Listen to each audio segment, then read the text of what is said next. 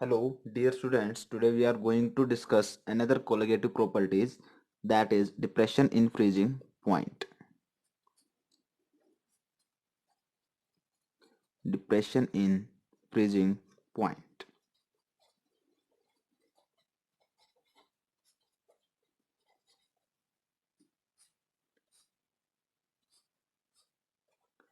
Elevation in boiling point हम complete कर चुके हैं।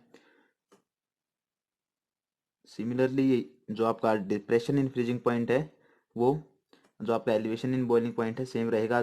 जैसे ही हमने उसमें नॉन वोलेटाइल सोल्यूट डिजोल्व किया था सॉल्यूशन में, वैसे ही हम इसके केस में भी, फ्रीजिंग के केस में भी, जब हम नॉन वोलेटाइल सोल्यूट को डिजोल्व करेंगे सॉल्यूशन के अंदर, तो आपका जो क्या करेगा वो वेपर प्रेशर को डिक्रीज कर देगा। ठीक है, so let's draw a graph.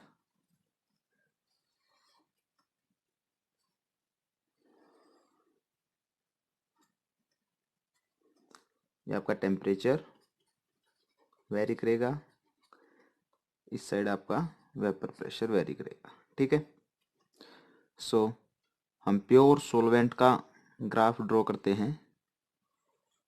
ये आपका प्योर सोलवेंट है। ठीक है, जैसे ही हम प्योर सोलवेंट में सोल्यूट डिजोल्व करते हैं नॉन वोलेटाइल, तो क्या करेगा, उसका जो वेपर प्रेशर वो डिक्रीज हो जाएगा और जो बॉइलिंग पॉइंट है वो भी डिक्रीज कर जाएगा। ठीक है, तो टेम्परेचर आपका जितना आपका प्योर सोलवेंट है उससे इसका ग्राफ क्या आएगा, स्लाइटली नीचे आएगा। ये आपका रहेगा प्योर सोलवेंट से, ये आपका हो जाएगा सॉल्यूशन का, मींस जिसमें नॉन वोलेटाइल सोल्यूट प्रेजेंट है, नॉन वोलेटाइल सोल्यूट प्रेजेंट है। ठीक है, सो मीन्स आपने क्या किया, अब कोई भी non volatile solute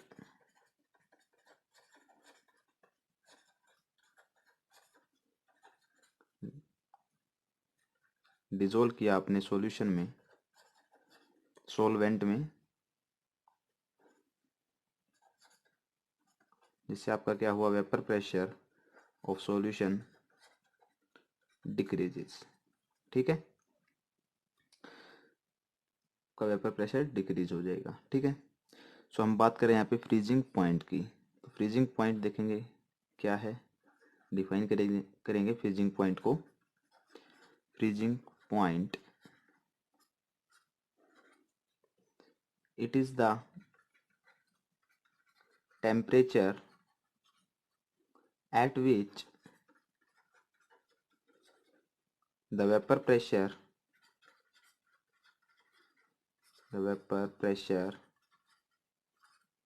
of liquid state became equal to vapor pressure of solid state। ठीक है, मीन्स जो आपका वेपर प्रेशर है लिक्विड स्टेट का, मीन्स आपका जो ये है प्योर सॉल्वेंट का लिक्विड स्टेट में है ये। ठीक है, वो किसके इक्वल आ जाए, B became equal to vapour pressure of solid state. तो ये आपका होगा vapour pressure of solid state, means जहाँ पे आपका vapour pressure of solid state है और जो आपका लिक्विड स्टेट में प्योर सॉल्वेंट का, ये सॉलिड स्टेट में है प्योर सॉल्वेंट का। ठीक है, और ये आपका लिक्विड स्टेट में है, जहाँ पे ये दोनों मिलेंगे वो पॉइंट आपका क्या होगा, फ्रीजिंग पॉइंट होगा। ठीक है, सो ये पॉइंट आपका होगा फ्रीजिंग पॉइंट। और जो आपका सॉल्यूशन का है वो नॉन वोलेटाइल का, ये आपका कहीं यहाँ पे इसको कट करेगा, ये आपका होगा depression in freezing point, means जो फ्रीजिंग पॉइंट होगा किसका, सॉल्यूशन का, ये आपका हो जाएगा freezing point of solution. Freezing point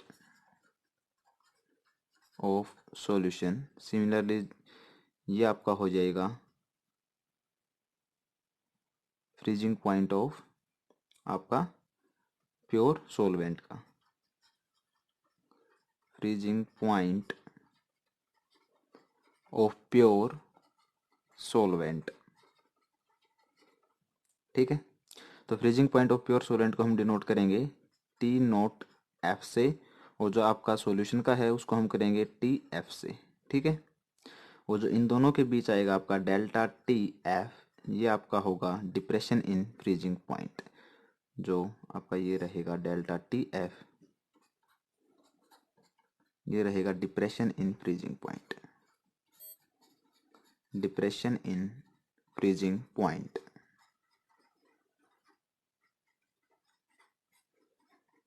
so यहाँ से फॉर्मूला आएगा आपका delta T F equal to, ये टेम्परेचर ज़्यादा है ये कम है, मतलब डिप्रेस हो रहा है, डिप्रेशन हो रहा है, तो टेम्परेचर आपका डिक्रीज हो रहा है नॉन वोलेटाइल सॉल्यूट मिलने के कारण, ठीक है। ये आपका हो जाएगा T naught F minus T F, ठीक है।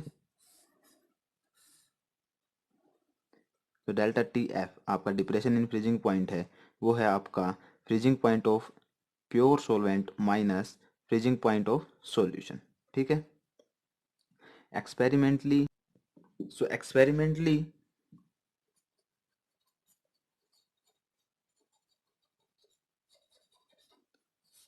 जो आपका डिप्रेशन है in freezing point delta T F is directly proportional to molality, ठीक है। जैसा आपका जो एलिवेशन इन बॉइलिंग पॉइंट था डेल्टा टी बी, वो डायरेक्टली प्रोपोर्शनल था मोलैलिटी के। सिमिलरली आपका delta T F freezing depression in freezing point भी आपका क्या है, डायरेक्टली इनवर्स, डायरेक्टली प्रोपोर्शनल है टू मोलैलिटी के। मीन्स आपका डायरेक्टली प्रोपोर्शनल है to number of moles of solute, solute कैसा आपका नॉन वोलेटाइल, नॉन वोलेटाइल, ठीक है, upon mass of solvent in KG, ठीक है। सो जो आपका delta T F is equal to K F M, K F क्या है आपका molal depression constant, molal depression constant, और हम इसको कहेंगे क्रायोस्कोपिक कांस्टेंट, क्रायोस्कोपिक कांस्टेंट, ठीक है। जो आपका क्रायोस्कोपिक कांस्टेंट है या जो आपका मोलर डिप्रेशन कांस्टेंट है, इसकी वैल्यू हमें जनरली गिवन होती है। So it depend upon nature of solvent, solvent पे डिपेंड करता है, जो कि गिवन होता है आपका हर एक, जब भी आपका न्यूमेरिकल आएगा तो उसमें इसकी वैल्यू गिवन होगी आपको के एफ की, ठीक है। बात करें के एफ यूनिट, तो वो होगी आपकी केल्विन केजी पर मोल, ठीक है। So now we can define आपका molal depression constant, that is K F. We know delta T F is equal to K F M. अगर हम एम की वैल्यू 1 रखते हैं, मीन्स आप एक मोलल का सॉल्यूशन लेते हैं, तो आपका जो के एफ है वो आ जाएगा delta T F means depression in boiling, depression in freezing point के इक्वल, ठीक है। आपका जो मोलल डिप्रेशन है, molal depression constant is equal to depression in freezing point whose molality is 1 या यूनिट, ठीक है। ये आपकी मोलैलिटी 1 है, ठीक है। अब इसके बेस पे so let's start the question. 45 gram of ethylene glycol, ethylene glycol molecular formula C6H6O2 for ethylene glycol is mixed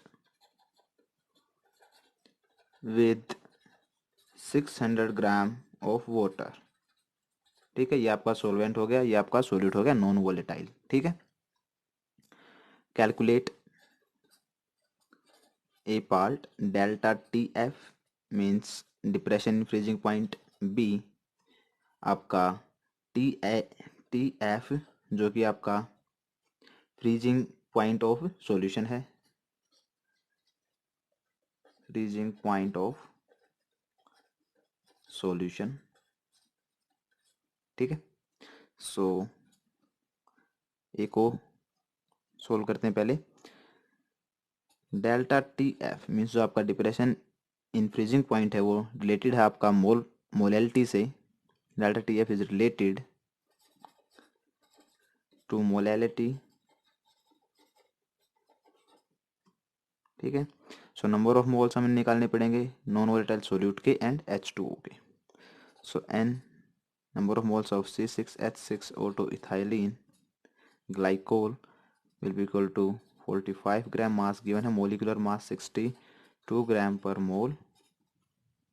ठीक है, and that will be 0.73 mole. ठीक है, मास ऑफ सॉल्वेंट गिवन है, मास ऑफ सॉल्वेंट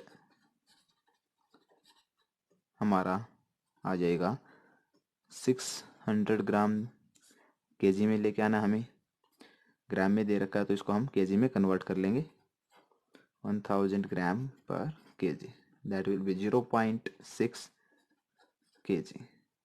सो हम number of moles निकालेंगे water के, number of moles of H2O and that will be 0.73 upon, ये आपके नंबर ऑफ मोल्स H2O की नहीं, ये आपकी मोलैलिटी निकालेंगे अब हम।